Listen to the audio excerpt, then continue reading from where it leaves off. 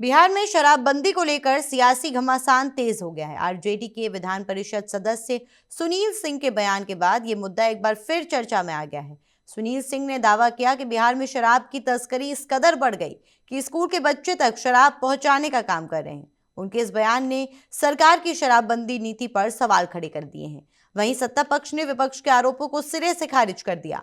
सरकार का कहना है कि बिहार में पूर्ण रूप से शराबबंदी लागू है और कानून का सख्ती से पालन कराया जा रहा है।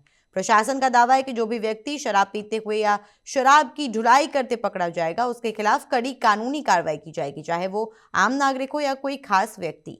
सरकारी सूत्रों के अनुसार शराबबंदी कानून के तहत अब तक हजारों लोगों की गिरफ्तारी हो चुकी है और लगातार छापेमारी अभियान चलाया जा रहा है। दूसरी ओर विपक्ष का कहना है कि जमीन पर हालात अलग हैं और अवैध शराब का कारोबार चोरी छिपे जारी है। फिलहाल शराबबंदी को लेकर बयानबाजी तेज हो गई है और यह मुद्दा राजनीतिक रूप से गर्माता जा रहा है। आने वाले दिनों में इस पर और बहस होने के आसार हैं। देखिए, ऐसा है कि भाई सच्चाई को आप कितना देर तक छुपा सकते हैं।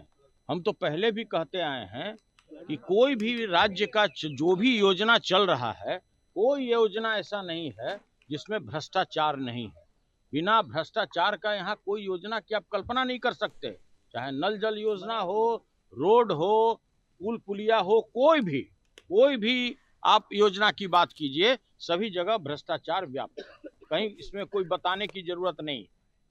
शराबबंदी को लेकर समीक्षा होना चाहिए। देखिए, मैंने पहले भी कहा आपको कि वर्ष 2016 में जब बिहार में नशाबंदी लागू की गई, उसके पहले जितना बिहार में शराब का खपत था, उससे कई गुना ज्यादा बंदी के बाद अभी बिहार में शराब आता है। ये किसी से बात छुपा हुआ नहीं है और आप अच्छी तरह से जानते हैं कि 94,000 किलोमीटर इस बिहार का क्षेत्रफल है।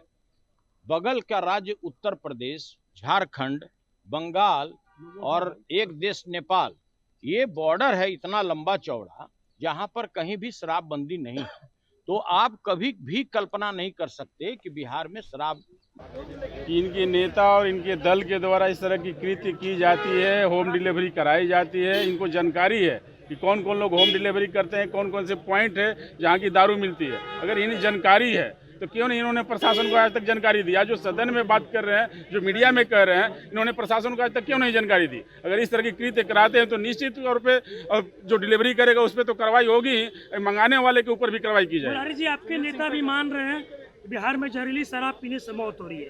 अगर बिहार में शराबबंदी कानून है तो फिर जहरीली शराब कहाँ से बिहार में आ रही है? जहरीली शराब से अगर मौत हुई है तो निश्चित तौर पे कहीं ना कहीं इस तरह के कार्य हो रहे हैं। लेकिन आपने देखा होगा कार्रवाई भी प्रतिदिन होती है। कोई ऐसा दिन नहीं है जहाँ की शराब बनाने वाले नहीं पकड़े जाते हैं, शराब बेचने वाले नहीं पकड़े जाते हैं। सभी लोगों को पकड़ा जाता है, जेल जाते हैं, उन पर कार्रवाई होती है। यही तो बात मैं कह रहा हूँ, दुर्भाग्य है।